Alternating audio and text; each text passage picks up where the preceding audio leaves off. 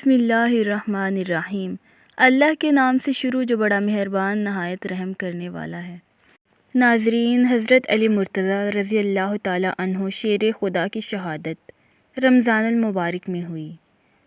جنگ صفین کے بعد ایک نیا فرقہ پیدا ہوا جو خوارج کے نام سے مشہور ہوا۔ ان کا نعرہ تھا کہ حکم صرف اللہ کا۔ دوستو، یہ نہ تو پکے مسلمان تھے اور نہ ہی یہ پکے کافر تھے، بلکہ یہ ان دونوں کے درمیان ایک منافقوں کا قبیلہ تھا۔ وہ بظاہر تو اسلام قبول کر چکے تھے، لیکن اس پر عمل بالکل نہیں کرتے تھے۔ ہر وقت وہ مسلمانوں کے خلاف سازشوں میں مصروف رہتے تھے۔ فقط کوفہ اور دمشق میں مسلمانوں کی دو حکومتیں تھیں، اور یہ خوارج ان دونوں کو نہیں مانتے تھے، بلکہ انہوں نے ایک تیسرا راستہ اختیار کیا اور اپنا ایک الگ گروہ بنا لیا۔ یہ خارجیوں کا گروہ ہر وقت مسلمانوں کے خلاف سازشیں بنتا رہتا تھا۔ کوئی نہ کوئی ایسی تدبیر، شیطانی حربے استعمال کرتا جس سے مسلمانوں کو تکلیف ہو اور ان کو نقصان پہنچے۔ دوستو، اسی طرح ایک بار مکہ میں خارجیوں نے منصوبہ بنایا کہ حضرت علی رضی اللہ تعالیٰ عنہ، حضرت معاویہ اور حضرت عمرو بن عاص، ان تینوں کو قتل کر دیا جائے، معاذ اللہ۔ ان میں ایک بہت ہی بدبخت شخص تھا جس کا نام عبد الرحمن ابن ملجم تھا۔ اس نے کہا کہ میں حضرت علی رضی اللہ تعالیٰ عنہ کو قتل کروں گا۔ یہ منصوبہ بنا کر یہ کوفہ کی طرف روانہ ہو گیا۔ جب یہ وہاں پہنچا، وہاں بھی خوارج کی ایک بہت بڑی جماعت موجود تھی۔ یہ ان کے ساتھ مل گیا، ان سے اپنی میل ملاقات بڑھانے لگا اور ان کو اپنا ارادہ ظاہر کیا کہ میں حضرت علی کو شہید کرنے کا ارادہ رکھتا ہوں۔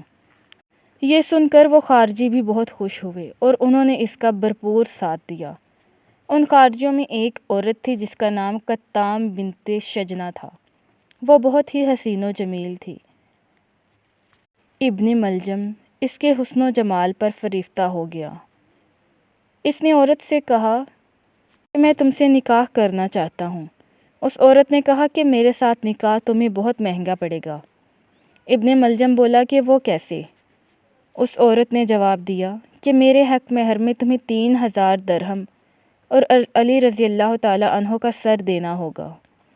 عبد الرحمن نے کہا کہ علی کا سر تمہیں کیوں چاہیے؟ عورت نے جواب دیا کہ ایک جنگ میں مولا علی نے میرے بہت سے رشتہ داروں کو قتل کر دیا تھا۔ ابن ملجم اس عورت کی یہ بات سن کر خوش ہو گیا اور اس نے اس آفر کو فوراً قبول کر لیا، کیونکہ درہم اس کے پاس موجود تھے اور مولا علی کے قتل کے ارادے سے تو وہ پہلے سے ہی آیا تھا۔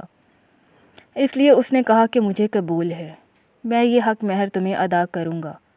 اس عورت نے کہا کہ ٹھیک ہے، اگر تم ایسا کرو گے تو میں تم سے نکاح کر لوں گی۔ اس بدبخت نے بڑی کوشش کی، بڑے حربے استعمال کیے کہ میں کسی طرح مولا علی کو شہید کر دوں، لیکن یہ اس کے بس کی بات نہیں تھی۔ جب وہ ہر طرف سے ناکام ہو گیا تو اس نے سوچا کہ ایک ہی صورت میں مولا علی کو شہید کر سکتا ہوں کہ وہ نماز ادا کر رہے ہوں۔ پھر ایک دن نماز فجر کے ٹائم جب مولا علی نماز ادا کرنے جا رہے تھے، وہ آپ کے پیچھے ہو لیا۔ جب نماز آپ ادا کرنا شروع ہوئے تو اس نے پیچھے سے آپ کے سر پر وار کیا اور سر مبارک لہو لہان ہو گیا۔ آپ کے سر مبارک سے اتنا خون بہا کہ آپ کی ساری داڑھی تر ہو گئی۔ اس وقت مولا علی نے فرمایا، رب کعبہ کی قسم، میں کامیاب ہو گیا۔ یہ سارا معاملہ دیکھ کر لوگ بھاگتے ہوئے آئے۔ انہوں نے ابن ملجم کو پکڑ لیا، مولا علی کے سامنے پیش کیا۔ کچھ لوگوں نے شہد اور پانی کا پیالہ مولا علی کو پیش کیا۔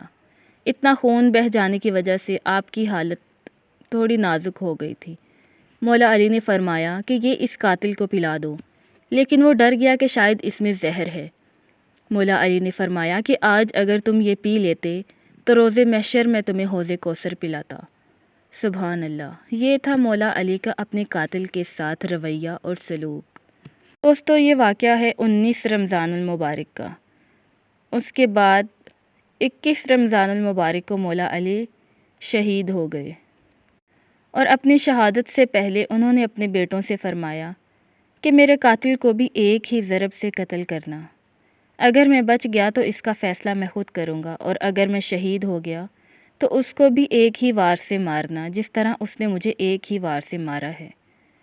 اس کو کسی اور طرح اذیت مت دینا، نہ اس کی لاش کے ساتھ بے حرمتی کرنا۔